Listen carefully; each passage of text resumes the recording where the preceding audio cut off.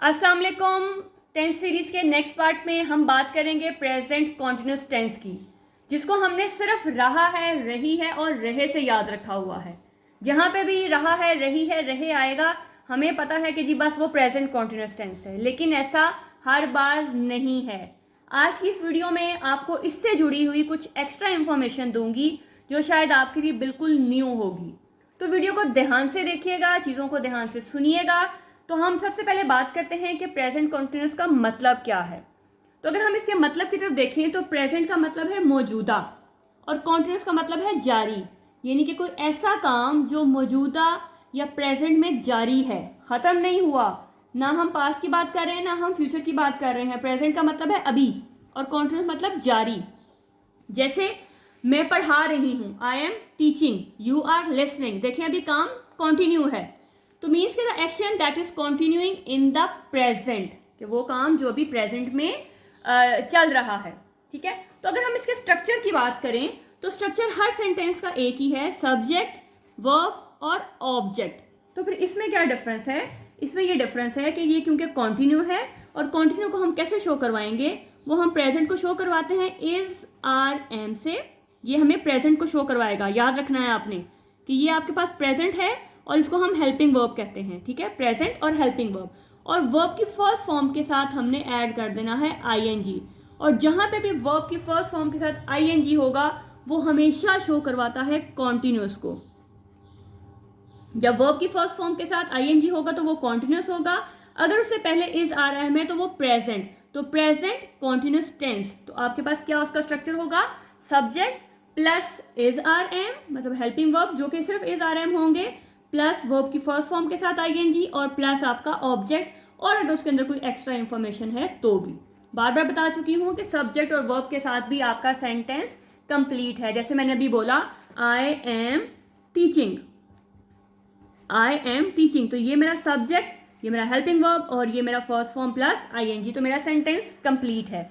हमें सेंटेंस को कंप्लीट करने के लिए सब्जेक्ट और वर्ब की ज़रूरत लाजमी होती है। फिर ऑब्जेक्ट और एक्स्ट्रा चीज़ें वो बाद में हैं, वो एक्स्ट्रा इंफॉर्मेशन देने के लिए होती हैं।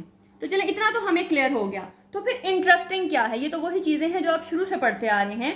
तो इंटरेस्टिंग चीज़ ये है कि आपका जो प्रेजेंट कॉन्टिन्यूस टेंस है, जो एंड में आपको रहा है, रही है और रहे दे रहा है, जिसको आपने इसी चीज़ से याद रखा हुआ है, यही रहा है, रही है और रहे आपका प्रेजेंट इंडेफिनिट के साथ भी अटैच हो रहा है, मतलब ये होता है। अब वो कैसे होता है? आप डेफिनेटली ये सेंटेंस सुन के आप परेशान हो गए होंगे कि ये क्या मुसीबत आ गई। अब अभी तो हमने कल प्रेजेंट इंडेफिनिट टेंस किया था, तो फिर अब प्रेजेंट कॉन्टिन्यूस में प्रेजेंट इंडेफिनिट कहाँ आ गया? वहाँ तो हमने कहा था कि जो रूटीन वर्क को हमने प्रेजेंट इंडेफिनिट कहते हैं, बिल्कुल उसी को कहते हैं।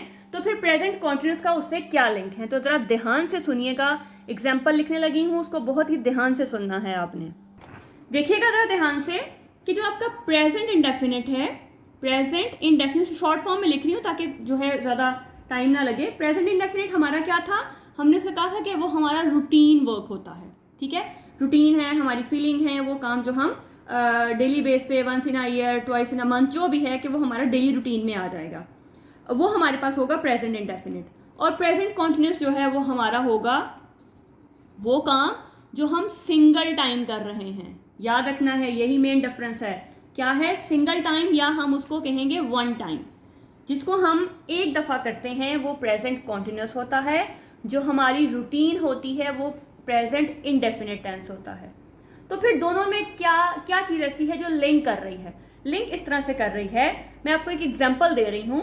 फॉर एग्जाम्पल, कोई मुझसे पूछता है कि आप आजकल क्या कर रही हैं, तो मैं उससे कहती हूँ कि जी मैं आजकल क्या कर रही हूँ कि मैं आजकल एक ऑफिस में काम कर रही हूँ। ठीक है, या जॉब कर रही हूँ, जो भी एक सिंपल एग्जांपल लिख रही हूँ कि मैं एक ऑफिस में काम कर रही हूँ। तो इसकी ट्रांसलेशन मैं क्या करूँगी? इसकी ट्रांसलेशन आप बड़े आराम से कहोगे, जिसकी ट्रांसलेशन होगा I am working in an office. नहीं, ये इसकी ट्रांसलेशन नहीं होगी।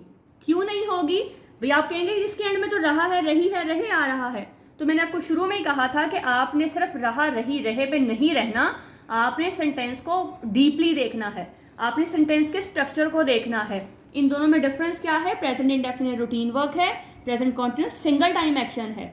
अगर मैं ये कहूँ कि मैं एक ऑफिस में काम कर रही हूँ, तो ऑफिस में काम करना जो है वो मेरा डेली रूटीन है। ऐसा नहीं कि मैं एक दिन जाके ऑफिस जा रही हूँ, ऐसा नहीं है कि वो बस एक दिन गई तो बात ख़त्म।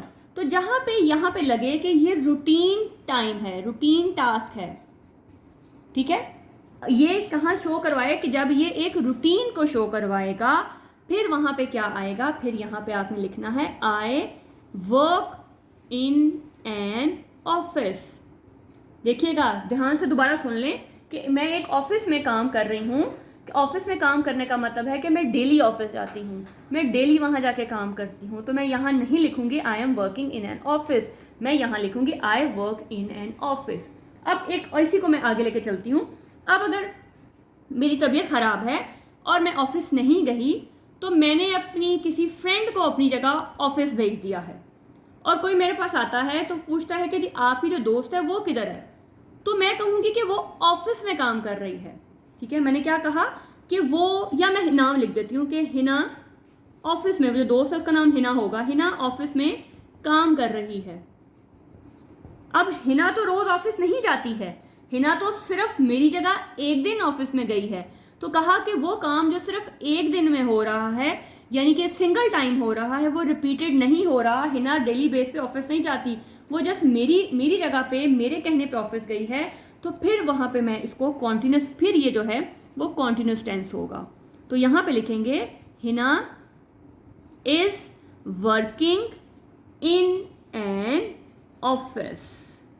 आई होप कि आपको समझ आ रहा होगा कि आपका कॉन्टिन्यूस टेंस क्या है, जस्ट आपका सिंगल टाइम एक्शन है, वन टाइम है। अगर वो वन टाइम है तो फिर कॉन्टिन्यूस है। अगर वो आपकी रूटीन को शो करवा देगा, आपके रेगुलर बेसिस को शो करवा देगा, तो फिर चाहे उसके आखिर में रहा है, रही है, आ रहा हो, वो आपका प्रेजेंट इंडेफिनिट होगा।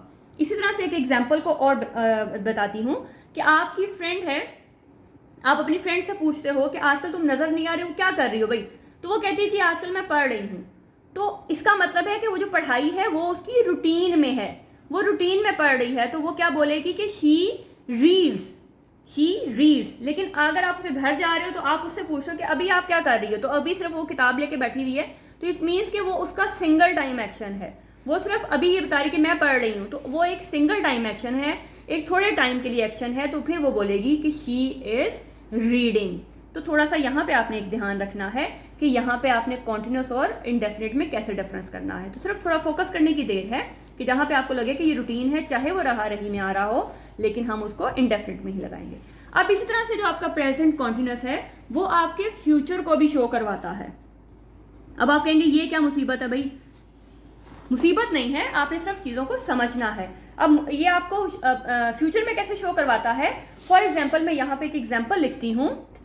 माई फ्रेंड, देखिएगा, my friend is travelling to London next week, next Sunday, कुछ भी कर लें। My friend is travelling to London next Sunday, कि मेरा दोस्त जो है वो क्या है, नेक्स्ट संडे लंदन जा रहा है। ठीक है, तो अब देखिएगा कि अब आया तो इज आर एम ही और ING, लेकिन बात किसकी होगी, फ्यूचर की, कि मेरा दोस्त है वो अगले हफ्ते जा रहा है वही रहा है, रही है, लेकिन जब यहाँ पे उसने नेक्स्ट संडे दे दिया तो फिर ये आपका टेंस क्या हो गया, फिर ये प्रेजेंट का नहीं रहेगा, फिर ये इज जो है आपका फ्यूचर का काम करेगा। तो आई होप कि डिफरेंस आपको क्लियर हो गया होगा और ये इन्फॉर्मेशन आपके लिए डेफिनेटली नहीं होगी, इसको थोड़ा सा ध्यान कीजिएगा, फिर आपके लिए मुश्किल नहीं होगा। तो चलिए आज के अपने मेन टॉपिक पर चलते हैं, अपने प्रेजेंट कॉन्टिन्यूअस टेंस को और मज़ीद देखते हैं। तो चलिए कुछ एग्जाम्पल्स देखते हैं। मैं एक दिलचस्प कहानी पढ़ रहा हूँ, वो दयानतदारी से काम कर रहे हैं, वो अपने गुनाह पर शर्मिंदा हो रहा है, हम फूल सूंघ रहे हैं, अमजद कपड़े बदल रहा है, आप अपने दोस्त को अलविदा कह रहे हैं। अब ये देखिए सारे सेंटेंसेस पढ़ के आपको यहाँ पे कुछ भी ऐसा नहीं लग रहा कि कोई ऐसा काम है, कोई ऐसा सेंटेंस है जिसमें एक्शन रिपीट हो रहा हो या हमें उससे ये शो हो रहा हो कि काम जो है वो बार बार हो रहा है। तो मतलब वो कहानी अगर पढ़ रहा है तो सिंगल एक आपका एक्शन है, वो आपने किसी को कोई टास्क दिया है तो वो टास्क जो है वो दयानतदारी से कर रहे हैं। अब गुनाह उसने, अब ये तो नहीं कि वो डेली बेस पे गुनाह कर रहा है, तो उसने जो गुनाह किया है, जो कोई बुरा काम किया है, उस पर वो शर्मिंदा है। फूल आप डेली रूटीन में तो नहीं सूंघ रहे हैं, आपके जो फूल है वो उसको हम एक टाइम में, सिंगल टाइम में एक्शन को ये शो करवा रहा है। अमजद अभी अभी क्या कर रहा है कि वो कपड़े बदल रहा है, यानी कि वो चीज़ें जो अभी आपको शो करवाएं और उनको देख के लगे कि ये काम सिर्फ अभी हो रहा है, तो उसके लिए हम यूज़ करेंगे प्रेजेंट कॉन्टिन्यूस टेंस। इसको बनाने के लिए मैंने अभी कहा कि हम लगाते हैं सब्जेक्ट, फिर हम इज, आर, एम अपना हेल्पिंग वर्ब, और वर्ब की फर्स्ट फॉर्म के साथ आईएनजी प्लस ऑब्जेक्ट, और अगर उसमें कोई एक्स्ट्रा इन्फॉर्मेशन है तो फिर हम उसको at the end of sentence लगा देते हैं। तो चलिए पहले एक दो सेंटेंसेस को मैं आपको वर्ड वाइज इसकी ट्रांसलेशन करते हैं और फिर हम उसको अरेंज करते हैं। अगर आप इस तरह से करेंगे तो ये आपके लिए ईजी रहेगा इसको ट्रांसलेट करना, क्योंकि अगर आप बिगनर हैं तो अगर आप डायरेक्ट करेंगे तो कुछ ना कुछ लाजमी मिस कर देंगे। तो देखिएगा, मैं, आए, एक के लिए हम यूज़ करते हैं, दिलचस्प होता है इंटरेस्टिंग, कहानी स्टोरी, पढ़ रहा हूँ, ठीक है, हूँ के लिए हम यूज़ करते हैं एम, और पढ़ रहा हूँ के लिए यूज़ हम करते हैं रीडिंग, ठीक है। अब देखिएगा, मैं अपने सब्जेक्ट मेरा क्या है, आई। अब मैंने आई के बाद क्या लगाना है, इज, आर, एम में से लगाना है, तो आई के लिए हमेशा हम एम लगाते हैं क्योंकि हूँ है ना, तो आई एम। अब उसके बाद मेरा है वर्ब की फर्स्ट फॉर्म आनी चाहिए, ठीक है। तो वर्ब मेरे पास क्या है, रीडिंग, आई एम रीडिंग। उसके बाद मेरे पास क्या आना चाहिए, ऑब्जेक्ट क्या है, रीड क्या कर रहा है, कहानी, और कहानी क्या है, interesting, I am reading a interesting story. अब देखिए क्या ये सेंटेंस ठीक है, I am reading a interesting story. अब एक के लिए तो मैंने आ लगाया था, तो यहाँ मुझे लग रहा है कि जैसे मैंने कुछ गलत लिखा है। जी हाँ, क्योंकि हम इंटरेस्टिंग, ये हमारा वॉल साउंड है, तो हम इसके लिए आ नहीं लगाते, हम इसके लिए एन लगाते हैं। हमने इसकी ट्रांसलेशन, इसको तो हमने कर दिया आ, लेकिन जब हमने सेंटेंस देखना है तो फिर हमने ये भी देखना है कि क्या चीज़, वो चीज़ हमारे साथ वहाँ पे सूटेबल है भी है या नहीं। ए एन तो हम लगते हैं, लेकिन अगर हमारे पास वॉल आ गया है तो फिर हमने वहाँ पे एन को लगाना है। अब देखिएगा, वो दयानतदारी से काम कर रहे हैं, वो ये हैं मतलब ज़्यादा है, तो वो मतलब दे, दयानतदारी से, ये आपके पास है ऑनेस्टली। ऑनेस्ट की आपने ये कह लें कि एडवर्ब है आपके पास, ऑनेस्ट। अगर कुछ स्पेलिंग जल्दी में लिखते हुए मिस हो गया हो तो आप उसको देख लीजिएगा। काम कर रहे हैं मतलब ज़्यादा हैं, तो इसका मतलब है ज़्यादा के लिए हमने यूज़ करना है आर, सिंगल के लिए इज, और आई के लिए एम, ठीक है। ये भी याद रखिएगा कि आई के लिए हम यूज़ करते हैं एम, सिंगल के लिए हम यूज़ करते हैं इज, और ज़्यादा के लिए हम यूज़ करते हैं आर। तो यहाँ पे एक काम कर रहे हैं तो उसके लिए हम लिखेंगे वर्किंग। तो इसका मतलब है कि पहले, सबसे पहले आप अपने सब्जेक्ट को देखें, दे, उसके बाद आपके पास आएगा इज, आर, एम में से कुछ, दे आर, फिर आपका वर्ब वर्किंग, इसके बाद आपके पास डायरेक्टली आ जाएगा honestly, they are working honestly. He, वो अपने गुनाह पर शर्मिंदा हो रहा है, इसका मतलब है सिंगल है, इज की बात हो रही है, वो ही, अपने हिज, गुनाह सिन, शर्मिंदा होने को कहते हैं ashamed of, ashamed of, याद रखिएगा ashamed के साथ हमेशा ऑफ लगता है, और हो रहा के लिए हम यूज करेंगे यहाँ पे फीलिंग, ठीक है। तो अब यहाँ आपने स्ट्रक्चर को देखें, he is feeling ashamed of his sin, he is feeling ashamed of his sin। हम फूल सूंघ रहे हैं, हम, वी, फूल, फ्लावर, सूंघने को आप कहते हैं स्मेल, और रहे आगे आ गया तो स्मेलिंग, ठीक है, और हैं मतलब ज्यादा। तो स्ट्रक्चर को देखिएगा, वी के बाद आएगा इज, आर, एम में से कुछ, we are smelling the flower, मतलब एक फूल की, स्पेसिफिक फूल की बात हो रही तो हमने लगाना है द फ्लावर। अमजद कपड़े बदल रहा है, ये भी उसका सिंगल टाइम एक्शन है, तो अमजद कपड़े को हम बोलेंगे क्लोथ, CLOTHES, ठीक है। तो बदल रहा है सिंगल है, और बदलने को हम बोलते हैं चेंजिंग, ठीक है। तो अमजद आपका सब्जेक्ट के बाद हमेशा हेल्पिंग वर्ब, उसके बाद हमारे आएगा वर्ब की फर्स्ट फॉर्म जो कि है चेंजिंग क्लोथ्स, तो अमजद इज चेंजिंग क्लोथ्स। आप अपने दोस्त को अलविदा कह रहे हैं, आप, यू, अपने, योर, दोस्त, फ्रेंड, अलविदा गुड बाय बोलते हैं हम, कह रहे के लिए हम कहेंगे सेइंग, और हैं जो है उसका मतलब है आर। अब अपने दोस्त को कहा जा रहा है तो इसको के लिए आपने उसकी तरफ डायरेक्शन हो रही है, मतलब किसको कहा जा रहा है, दोस्त को कहा जा रहा है, तो इसका मतलब पॉइंट आउट उसके लिए हो रहा है, तो इसके लिए हम लगाएंगे टू। तो अब इसको हम अरेंज करते हैं। सबसे पहले आपका subject, you are saying goodbye, किसको कहा जा रहा है, टू योर फ्रेंड। आप अपने दोस्त को गुड बाय कह रहे हैं, तो you are saying goodbye to your friend. तो ये देखिएगा ये सारे सिंगल टाइम एक्शन हैं, तो सिंगल टाइम एक्शंस के लिए आपने प्रेजेंट कॉन्टिन्यूअस टेंस को यूज करना है। नेक्स्ट कुछ और एग्जांपल्स हैं। औरत दूध उबाल रही है, ये भी उसका सिंगल टाइम एक्शन है कि अभी सिर्फ उसने करना है, बाद में इसका उससे कोई लिंक नहीं होगा।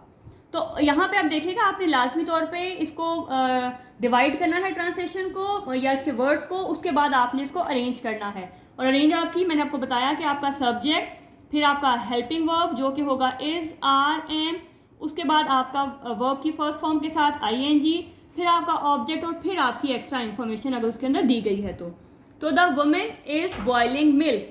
तो ये देखिएगा ये आपका सब्जेक्ट, ये आपका हेल्पिंग वर्ब, बॉइलिंग आपका वर्ब प्लस फर्स्ट फॉर्म, और ये आपका ऑब्जेक्ट। तलबा स्कूल को सजा रहे हैं, the students are decorating the school, ये भी आपका सिंगल टाइम एक्शन है।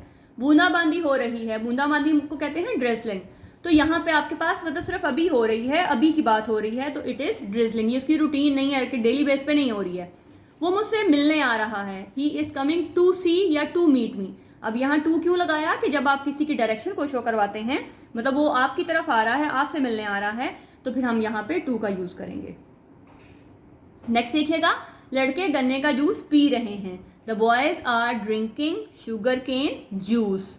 ये भी उनका सिंगल टाइम एक्शन है, ये भी उनका डेली बेस का काम या डेली रूटीन का काम नहीं है, या उनकी हैबिट नहीं है, सिर्फ अभी बताया जा रहा है कि बस अभी है और बाद में ख़त्म। ठीक है, अब नेक्स्ट देखिएगा, तुम अपना मकान बेच रहे हो। अब इसकी ट्रांसलेशन आप करके मुझे कमेंट में बताइएगा कि इसकी ट्रांसलेशन आप क्या होगी, क्या ये सिंगल टाइम एक्शन है या ये डेली रूटीन का है, क्या ये प्रेजेंट इंडेफिनिट में आएगा या फिर प्रेजेंट कॉन्टिन्यूस में आएगा। तो चलिए अब जल्दी से इसको रिवाइज कर लेते हैं कि प्रेजेंट कॉन्टिन्यूस को सिर्फ रहा, रही, रहे पे नहीं छोड़ना। आपने देखना है कि अगर वो सिंगल टाइम एक्शन है तो फिर वो आपका प्रेजेंट कॉन्टिन्यूस टेंस है। अगर वही टेंस जो सेंटेंस रहा, रही में ही आ रहा हो लेकिन वो रूटीन को शो करवा रहा हो, तो फिर वो आपको उसकी जो ट्रांसलेशन है वो प्रेजेंट इंडेफिनिट में होगी, फिर वो आईएनजी में नहीं होगी। ठीक है, इसी तरह से आपका प्रेजेंट कॉन्टिन्यूस टेंस जो है फ्यूचर के लिए भी शो होता है। इसके साथ अगर आप फ्यूचर में आने वाले टाइम को शो करवा देंगे तो वो आपका फ्यूचर को शो करवाएगा, वो होगा प्रेजेंट इंडेफिनिट, लेकिन जो आपका शो है वो किस में करवा रहा होगा, वो फ्यूचर को शो करवा रहा होगा। तो खाली रहा, रही पे मत रहें, बाकी चीज़ों को भी ध्यान से देखें। तो आई होप कि आपके लिए वीडियो इन्फॉर्मेटिव रही होगी। लाजमी तौर पे कमेंट करके बताइएगा, वीडियो अच्छी लगी हो तो लाइक लाजमी कीजिएगा, दूसरों को भी शेयर कीजिएगा।